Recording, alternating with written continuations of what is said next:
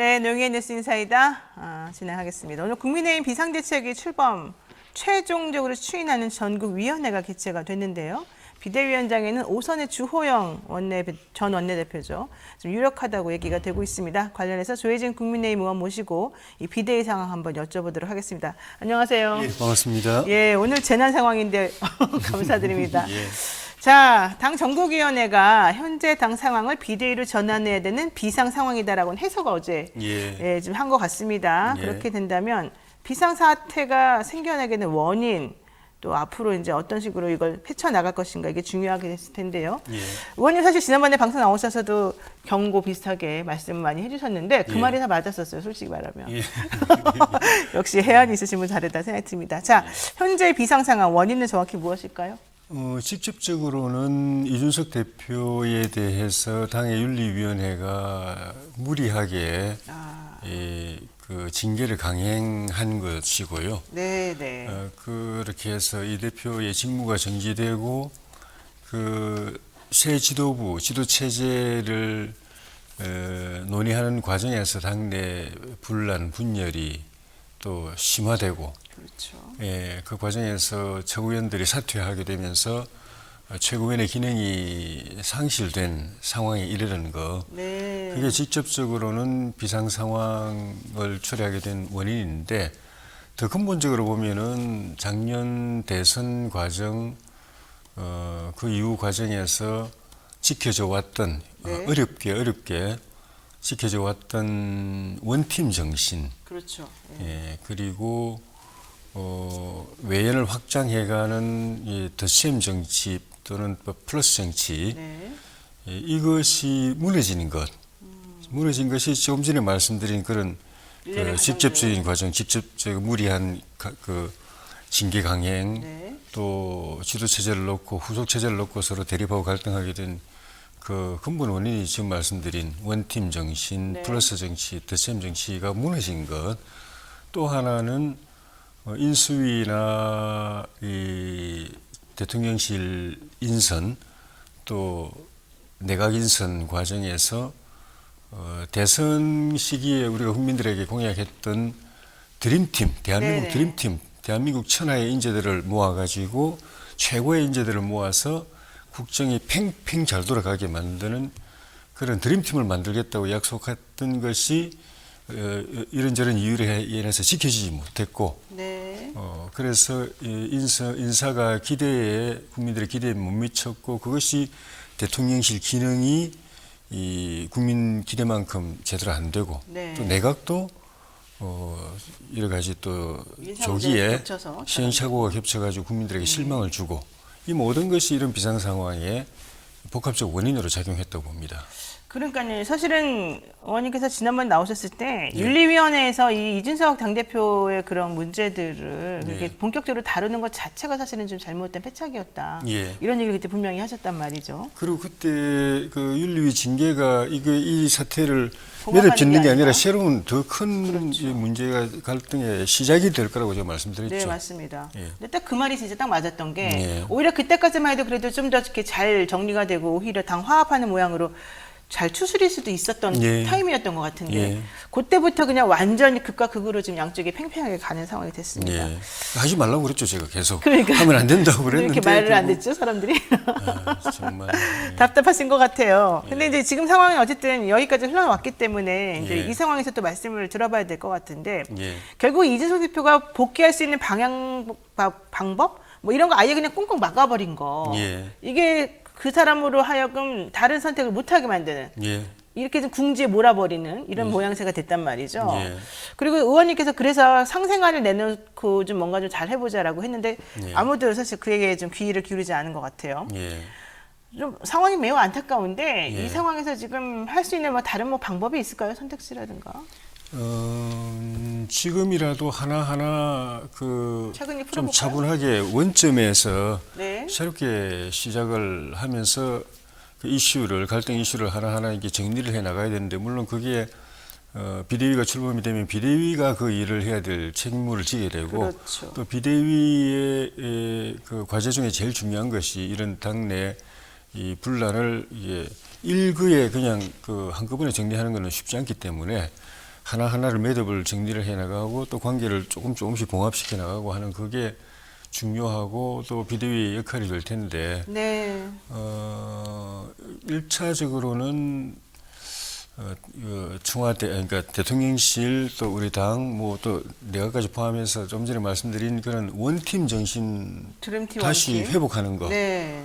그리고 플러스 정치 네. 우리끼리는 단합하고 네. 조금의 차이가 있고 생각이 다르고 이해관계가 충돌하고 또 감정적으로 서로 상하는 부분이 있더라도 우리끼리는 우리 안에서 우리 문제를 녹여내면서 단합하면서 거기서 더 그걸 토대로 해서 외연을 넓혀가는 드셈 정치를 빨리 회복하는 거. 그렇죠. 그다음에 대한민국의 유능한 인재들을 다 모아가지고 정파라든가 노선이라든가 또는 뭐 정치적 배경이라든가 이런 거 다 초월해가지고 나라를 위해서 국익을 위해서 정말 뛰어난 필요한 인재들이면은 다 끌어모아가지고 대통령실 구성하고 내각 구성하고 또 당에도 그런 참여시키고 하는 그런 드림팀 정신을 빨리 회복하는 것이 시작이고 그다음에 이제 당면한 그 숙제는 결국 이준석 대표 문제를 어떻게 정리하느냐 네. 하는 것인데 이 문제를 예를 들면은 그 가급적 이제 소송을 통해서 다시 또 서로 상처를 주는 일을 좀 하지 않을 수 있는 방향으로 노력을 하고 그렇죠. 그리고 이 대표를 인위적으로 축출하려고 하고 당 대표직이 당헌상 살아 있는데 그거를 뭐 자동으로 해임된다는 식으로 몰아붙인다든지 그래서 있는 지위를 날리고 다시 또 돌아오지 못하게 꽁꽁 틀어막고 하는 이런 무리한 일을 하지 않고 네. 순리적으로 풀어가고 이 대표의 입지도 가능한 범위 안에서 물론 자기가 책임져야 될 부분은 책임져야죠. 물론 네. 그 지금 제기되어 있는 의혹에 대해서 수사 결과가 나오고 예를 들면 그게 사실 확인이 되고 증거 확보가 돼가지고 뭐 기소가 된다든지 하면 그건 자기가 책임져야 될 일이고 그렇죠. 그까지 감싸주거나 그럴 수는 없는 일이고 네. 그걸 이용해가지고 정치적으로 무리하게 정적을 제거하는 차원으로 정적 해서 제거. 예, 이야. 그런 식으로 접근하는 거는 스톱해야 된다. 근데 왜 그렇게까지 이준석 대표를 몰아내려고 뭐 정적이라고 정말 생각했던 겁니까? 왜 그런 겁니까? 그러니까 그 당 내에서는 뭐 이 대표가 당 대표로 있는 한은 어쨌든 간에 당의 이 최고 지도부고 네. 또 일정 부분 정치적 지분을 가지게 되는 것이고 그렇죠. 또 이후에도 내후년 총선이라든가 우리 당이 갖고 있는 그런 정치 프로그램상 일정한 역할을 하게 된다라는 네. 부분에 대해서 그걸 용납하지 못하는 입장. 그러니까 그게 그쪽. 왜 그러냐는 거예요. 싹을 잘라버리는 것 같은데 그렇게까지 이제- 할 필요가 있어요? 그러니까 제가 볼 때는 그렇게까지 할 필요도 없고 그걸 오히려 더 그 이준석 옳지도 대표가 않은 상징하는 이런 이 젊은 유권자 젊은 정치, 성들의 그래요? 예, 이 우리 당에 참여하고 또 미래를 그 이렇게 개척해 나가는 걸 더 더 격려해주고 촉진시켜줘야 되는데 그렇죠. 어떻게 보면 권력에 대한 독점욕이라고 그럴까? 우리가 다 쥐겠다, 우리가 다 그냥 알아서 다 하겠다. 헤게모니 싸움이 너무 심하다. 예, 그게 좀 지나쳤던 측면이 있는 것 같아요. 그러니까 하다 보니까 감정 대응까지 지금 나가게 된 것 같아요. 솔직히 예. 말하면. 예. 이 대표 책임도 이 대표도 사실은 책임이 있겠죠. 굉장히 이 젊은 정치 바람을 일으킨 그런 공이 있고 대선 승리 과정에 기여한 공이 있음에도 불구하고 네. 당 대표가 된 이후에 언행이라든가 이런 것들이 계속 문제를 일으켜 온 건 사실이거든요. 그렇죠. 좀 그 자기 언행 정치만 자체가 하고 언행이 좀. 언행이 뭐 가볍고. 그런 좀 긍정적인 언어가 아니라 부정적인 언어. 네, 맞습니다. 그러니까 비아냥대고 조롱하고 상대방을 폄하하고 또 상처를 주고 네. 쿡쿡 찌르고 그리고 불필요한 대립각을 계속 갈등 전선을 계속 만들어내고 한 그런 것들이 문제가 됐기 때문에 네. 그런 부분은 이 대표 본인이 스스로 자성하면서 다듬고 성숙한 정치인으로 이게 그 발전해가는 모습을 보여줘야 됩니다. 그렇죠. 예. 자, 근데 앞으로 이제 어쨌든 뭐 이준석 대표 지금 할 수 있는 선택지가 별로 없어서 예. 결국은 이제 남아 있는 게 이제 가처분 신청 등 법적 대응이다 이런 얘기가 나옵니다만은 잘 될까 사실은 모르겠어요. 출구가 없는 상황에서 이렇게 한 젊은 정치인이 몰려서 이렇게 궁지에 딱 몰려가지고 가처분까지 가는 상황. 이게 사실은 이 국민의힘이라고 하는 이 당이 가진 역사나 대한민국에서 차지하는 의미나 이런 것하고 비교해봤을 때 상당히 아마추어적인 지금 행태란 말이죠. 예. 우리가 원하지 않았던. 예, 예. 그런데 어쨌든 출구를 한다 그래도 마련해 줘야 된다. 이런 얘기를 아마도 좀 일각에서 하시는 것 같더라고요. 예. 그런 정책, 뭐 아까 뭐 플러스 정치 뭐 이런 얘기도 하셨습니다만은 그래도 불구하고 어떤 식으로든 그분을 저는 사실 저도 개인적으로는 가처분 하는 것보다는 예. 정치대로 풀어나가는 게 맞고 그렇게 하기 위해서는 혼자 독불장군처럼 할 수 없으니까 이 원로들이나 이렇게 중진 의원들이 좀 나서서 모양새 좀 갖춰주는 게 필요하다고 생각하거든요. 예. 그럼 그런 구체적인 좀 방안이 있을까요? 어떻게 좀 제안하신다면? 그러니까 저 같은 사람도 이제 보다 더 적극적인 역할을 할 것이고 비대위가 출범하면 비대위도 또 공식적으로 네. 그런 역할을 할 것인데 제일 좋은 거는 당이 화합하는 게 제일 좋은 거고요. 네네, 화합이요. 이준석 대표 쪽과 또 그 반대 쪽이 서로 존재를 인정하고 같이 입지를 보장해주고 네네. 화합해주는 게 제일 좋은 것이고. 그렇죠. 근데 이준석 대표의 입장에서 보면은 설령 그렇게 되지 않는다고 하더라도 본인의 이 결단으로 당이 더 이상 분란과 분열의 소용돌이에 의해서 허우적대지 않도록 그렇죠. 그래도 정상화되도록 본인이 스스로 결단하는 그 고민, 그것도 좀 고민해봐야 될 것 같습니다. 상대 진영에서 자기를 받아주고 용인하고 또 손을 잡고 해주지 않더라도 네네. 뭐 그렇게 되도록 되는 게 제일 바람직하고 또 그걸 위해서 저나 뭐 비대위나 다 노력을 하겠지만은 만약에 그런 상황이 오지 않는다고 하더라도 그러면 그렇다고 해서 자기도 계속 이렇게 대치하고 할 거냐, 그거는 본인에게도 도움이 안 되기 때문에 네. 그런 상황이라도 본인 스스로 결단해가지고 한 발짝 물러서고 억울한 부분이 있더라도 또 손해보는 부분이 있더라도 먼 미래를 내다보면서 그걸 또 감수하는 모습, 네. 또 자기를 바라보는 국민들의 시선을 의식해서 그렇죠. 자기의 정치적 반대자, 아까 제가 정적이라는 표현을 했지만은 네. 정치적 반대자를 의식하지 않고 네. 국민들을 의식해서 내가 억울하거나 손해보더라도 큰 틀의 이 당화합 또 정권의 성공을 위해서 한 발짝 물러서고 또 양보하고 네. 또 기다려주고 네. 미래를 준비하는 그 모습을 스스로 결단해서 네. 정치 결단으로 그 보여주는 것이 저는 필요하다고 봅니다. 그게 본인을 위해서도 좋고 당과 우리 정부의 성공을 위해서도 좋고 그렇죠. 그런 결단을 내리면 그건 반드시 국민들이 알고 압니다. 호응해 주시는데. 알고 평가하게 되고 또 미래를 위해서 또 힘 실어주게 되고 그런 결단을 내릴 수 있는 정치인이 되느냐 안 되느냐가 네. 이 시기에 이 굉장히 이 어려운 시기에 본인의 정치 진로하고도 관련되어 있는 중요한 포인트라고 생각합니다. 그러니까요. 좀 성숙해졌으면 좋겠어요. 그리고 좀 예. 잠깐 참고 이보 전진을 위해서 일부 후퇴하는 예. 그런 아름다운 모습도 좀 필요하다. 예. 일단 거기까지 일단 그 이준석 대표 얘기는 좀 하고요. 예. 자, 이제 비대위 얘기를 한번 해보겠습니다. 지금 비대위가 오선의 주호영 전 원내대표가 맡을 것이다. 예. 왜냐? 친윤 색깔이 조금 없고, 그다음에 사실 그동안에 여러 가지 이 당의 집행과 관련된 일을 맡아오신 분이었기 때문에, 당연히 이제 사실은 좀 괜찮다 이런 얘기 들리는데요. 만약에 주호영 원내대표가 이제 맞는 건 좀 정해진 그런 겁니까? 분위기로 거의 가는 것 같아요. 그런 분위기로. 예. 자, 그러면 이제 어떤 비대위를 꾸릴 것인가? 이 성격이 또 좀 중요해졌어요. 예. 이 비대위의 성격은 어떻게 하실 거예요? 좀 전에 쭉 말씀드린 그 네. 비대위의 역할, 책무에 걸맞는, 거기에 부합하는 그런 책무를 이행해낼 만한 인적 구성을 해야 되겠죠. 그렇죠. 그러니까 일단 당면한 이 대표 문제를 하나씩 이렇게 풀어나갈 수 있어야 되고, 네. 그 바탕 위에서 당을 다시 이제 화합시키고 통합시킬 수 있어야 되고, 그 다음에는 초기에 지금 여러 시행착오로 굉장히 어려움에 처해 있는 국정을 집권당으로서 제대로 뒷받침해 줄 수 있는 그런 기능, 그거를 당 지도부가 앞장서서 또 해줘야 되고, 네. 그러면서도 또 냉정하게 보면 우리가 정권 교체의 민심에 힘입어서 집권을 했지만은 네. 아주 냉정하게 보면은 우리 당은 변했느냐?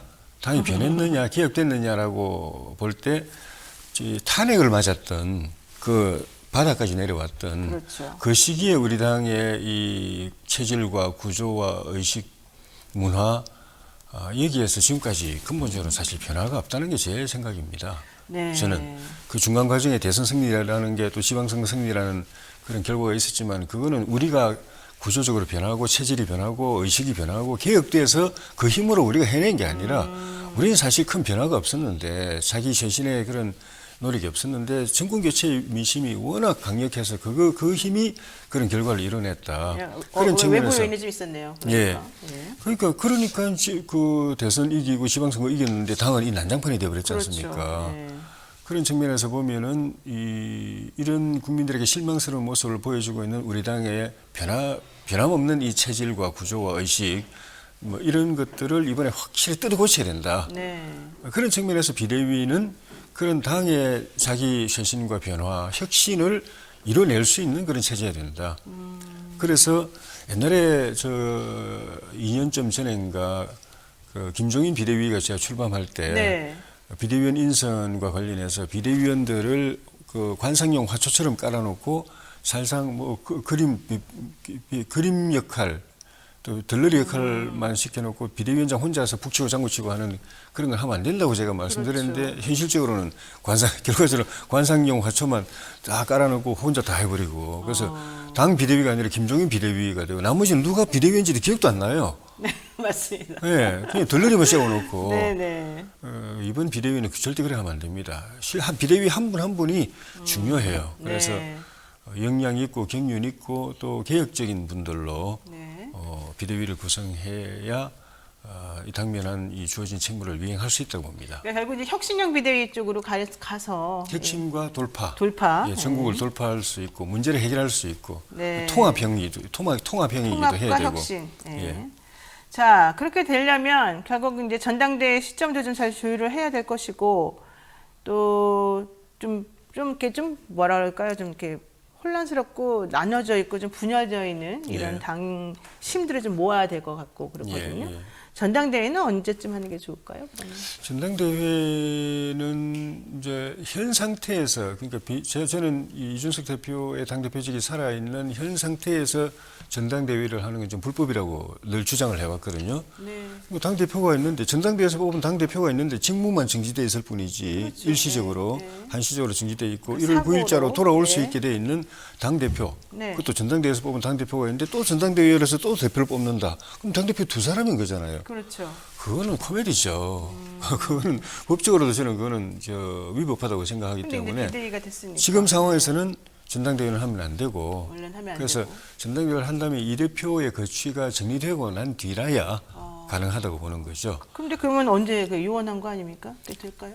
다른 변수가 없으면은 1월 8일까지 이제 그 비대위 체제로 가고 그다음 이 대표가 만약 복귀하게 되면 6개월 남은 임기를 채우고 그다음 전당대회 정기 전당대회를 해야 되는 거고 그 전에 하는 거는 임시 전당대회인데 네. 임시 전당대회를 할 수 있으려면은 예를 들면은 그 경찰 수사 결과가 나와가지고 혐의 입증이 돼서 기소가 된다. 네. 그럴 때 이 대표가 사퇴를 하든지 아니면은 윤리위원회에서 다시 윤리를 열어가지고 아예 중징계, 네, 뭐 네. 제명이라든지 이렇게 해서 확실하게 법적으로 대표직을 매듭을 좀 지어줘야 정리하든지 되는군요. 이렇게 하고 나서 전당대회를 해야 되는 거지. 그런 상황이 없는데 비대위 한 2-3개월, 2-3개월 하다가 전당대회 한다. 그건 저는 법적으로 저는 그 문제가 된다고 보죠. 그러니까 당 대표가 뭐 스스로 먼저 그만두든지 예. 아니면 아예 그냥 당 차원에서 징계가 징계를 확실히 통해서. 가든지 예. 이렇게 해서 정리를 해주고서 전당대회를 하든지 말든지 해야지. 예. 아무리 비대위가 된다 하더라도 체제하고 별개로 또 이 전당대회 열어가지고 하게 되면 이중으로 지금 문제가 생길 수 있다. 그러니까 이렇게 비대위 생각해요. 하면은 비대위 그 일정한 한 2-3개월 하다가 전당대회를 할 수 있다 또 해야 된다라고 예, 예. 주장하는 쪽에서는 당원 당규 바꾸고 비대위를 네. 비대위가 출범하면은 당 대표직이 자동 제명 네. 그 해임된다라는 전제로 지금 계속 그 그래요. 이야기하거든요. 지금 그 얘기 계속 나오잖아요. 근데 자동으로 해임된다고 이야기하는 거는 당의 공식 입장이 아닙니다. 아 그래요? 예, 그거는 이제 그걸 그런 식으로 추진하고 있는 쪽에서 계속 정치적으로 이야기하는 것이고 네. 또 우리 이 전국위원회 의장을 맡고 계신 서병수 의장님이 그 이야기를 계속 하고 계세요. 네, 그런 서병수 차원이지 의장님. 예. 당의 공식 입장이나 유권 해석이 아닙니다. 그래서 제가 자꾸 그런 이야기가 나오길래 그러니까 이 대표 쪽에서는 더 반발하는 거거든요. 그렇죠. 예. 그냥 힘으로 몰아내는 거잖아요. 네, 이 법적으로 어떤 당헌상의 근거를 두고서 밑에 딱 그 명확하게 이렇게 기준을 가지고 법적 그 효력으로서 하는 게 아니라 비대위 열어놓고 말로서 계속 비대위 열리면 자동으로 날아가는 거지. 그냥 이렇게. 앉아 막 안 움직이고 가만히 있는데 막 밀어내는 거랑 똑같죠. 사실. 예. 네. 그러니까 그래서 이런 당권 쿠데타라고 제가 이야기를 하고 했었는데 그래서 지난주에 상임정국이 열렸을 때 제가 그 현장에서 제안을 했습니다. 계속 이런 이야기 나오는데 비대위 그 자리가 이제 비대위 출범을 위한 그 의결을 하는 자리였는데 네. 계속 저는 비대위는 찬성을 넘어서서 처음부터 저는 비대위 해야 된다고, 전국위원회 불법이고 직무대행은 반드시 사고 날 거고 방법은 비대위밖에 없다고 제일 먼저 이야기한 사람입니다. 네, 맞아요. 그러니까 그 자리에서도 비대위 해야 된다. 그런데 문제는 비대위 하면 자동으로 당대표는 해임된다고 이야기하는데 무슨 근거로 그런 이야기하냐. 논리적으로 그렇게 그럼 여기서 유권 해석을 하자. 네. 유권 해석을 그냥 개인적으로 다 해석을 96조 5항인가 네, 5항인가 근거로 해가지고 비대위가 출범하면은 즉시 이 최고위원회를 해산한다라는 네. 그 규정을 가지고 거기에 당 대표도 포함된다. 이렇게 해석을 하는 거거든요. 그렇죠. 근데 다른 최고위원들은 사퇴를 했지만 당 대표는 사퇴할 의사를 표명한 적이 없습니다. 하여튼 맞아요. 여러 가지 이유로 해서 그건 해석에 논란이 있는데 저는 그건 안 된다는 입장이고, 예를 들면은 뭐 서병수 의장님 같은 경우는 자동 해임된다는 입장인데, 그럼 그렇게 서로 엇갈린 주장하지 말고 힘센 쪽이 그럼 그 주장을 밀어붙여 가지고 그냥 쿠데타하듯이 하지 말고 여기서 유권 해석을 하자. 의장님 말씀처럼 네. 자동 해임되는 게 맞은지, 우리 상임정국위원회 유권 해석권을 가지기 때문에 그러면 일단은 법정에 가서 어떻게 다투는 건 다른 문제라도 다른 문제고. 당 차원에서는 네, 차치하고. 정확하게 매듭은 지어지는 거니까. 네. 그래서 유권 해석을 하자고 제가 제안을 했는데 그렇군요. 안 받아들였어요. 안 받아들여졌어요. 그리고 그냥 그건 추후에 논의하자고 넘겨버렸어요. 네. 이거는 당의 공식 입장이 현재도 안 정해진 상태인 거죠. 알겠습니다. 그러면서 정치적 주장만 계속하고 네. 그걸 여론몰이 해가지고 밀어낸다, 이 대표를. 그건 당의 민주정당, 그 준법정당의 모습이 아니죠. 그러니까요. 그래서 지금 모든 문제가 그런 데서 또 나오는 것 같은데요. 예. 일단 여기까지 하고요. 요 얘기는 꼭 여쭤봐야 돼서 정리하겠습니다. 예. 어제 박순애 교육부 장관, 사회경제부총리 예. 결과적으로는 자진 사퇴하는 모양새입니다만은 예. 최초로 지금 경질되는 국무위원이 됐습니다. 예. 대통령의 결단이 들어간 건데요. 예. 좀 대통령이 바뀌신 걸까요? 이거 앞으로는 어떻게 될까요? 이런 문제. 이런 일이 더 생기면 안 되죠. 교육부는 특히 더 지금 우리 윤석열 정부에서 더 정치적 부담이 가중되고 있는 부서입니다. 그렇죠. 인수위 과정에서도 뭐 교육부 해체니 이런 이야기 나와가지고 논란이 많았고, 그다음에 첫 그 내정자였던 교육부를 해체하려고, 맞아요. 김인철 후보자도 자진 사퇴해버렸고, 예, 그렇죠. 청문회도 못하고 자진 사퇴해버렸고, 박순애 장관은 청문회를 안 거치고 했는데 결국은 또 낙마해버렸고, 그래서 이런 일이 교육부만으로 끝이고 다시 이런 일이 없었으면 좋겠는데, 지금 전체적인 분위기가 네. 초기에 인수위라든지 대통령실이라든지 내각이라든지 이 인사가 제가 앞부분에 말씀드린 것처럼 국민들이 기대했던 코리아 드림 K 드림 팀이 아니다. 네, K 드림팀이 아니다. 천하의 인재들을 모아가지고 정말 탄탄하게 국정을 축을 굴려가는 그런 인사가 아니었다라는 네. 측면에서 또 뭐 벌써 이제 대통령실 쇄신 문제 나오고 인사 쇄신 문제 나오고 내각 이야기도 나오고, 당은 어떻게 보면 이번에 비대위가 되면서 일정 부분 좀 변화가 오는데 대통령실과 내각도 개편해야 된다는 이야기가 나오는데, 그런 측면에서 보면은 필요성은 있다고 볼 수 있는데, 또 이 인사쇄신, 인적 개편이 또 졸속이 되면 안 됩니다. 그렇죠. 그래서 이번에 한다면 진짜 국민들에게 약속한 K 드림팀이 네네. 들어와야 되고, 그러려면은 그 정말 유능한 인재들을 찾는, 그 다음에 검증하는 과정이 필요합니다. 네. 급하다고 해서 분위기 쇄신을 위해서 금방 또 바꿨는데 준비 없이 사람을 교체해가지고 그 사람이 그 사람이고 또 사고치고 또 무능한 모습 보내고 하면 그 다음 진짜 답이 없어요. 그렇죠. 그래서 인적 쇄신에 대한 요구는 강하고 분위기 반전을 위한 그 필요성은 절박하게 느끼더라도 쇄신 인사는 차근차근 해야 된다. 네. 정말 유능하고 똑똑한 역량 있는 인물을 제대로 진짜 정파라든지 또 노선이라든지 이런 걸 넘어서 가지고 넓게 확보하고 그다음에 철저하게 검증하고 해서 네. 다음 사실상 이게 조각이라고 생각하고 일기 대통령실이라고 각오로 또 일기 내각이라고 생각하고 제대로 구성하는 것이 인적 쇄신의 효과를 내는 필수 조건이다. 네, 그렇게 알겠습니다. 생각합니다. 네, 오늘 정말 이렇게 80년 만에 엄청난 물폭탄이 쏟아진 이 상황에서 정말 오늘 좋은 말씀 많이 들었습니다. 오늘 말씀 여기까지 들어야 될 것 같습니다. 고맙습니다. 고맙습니다.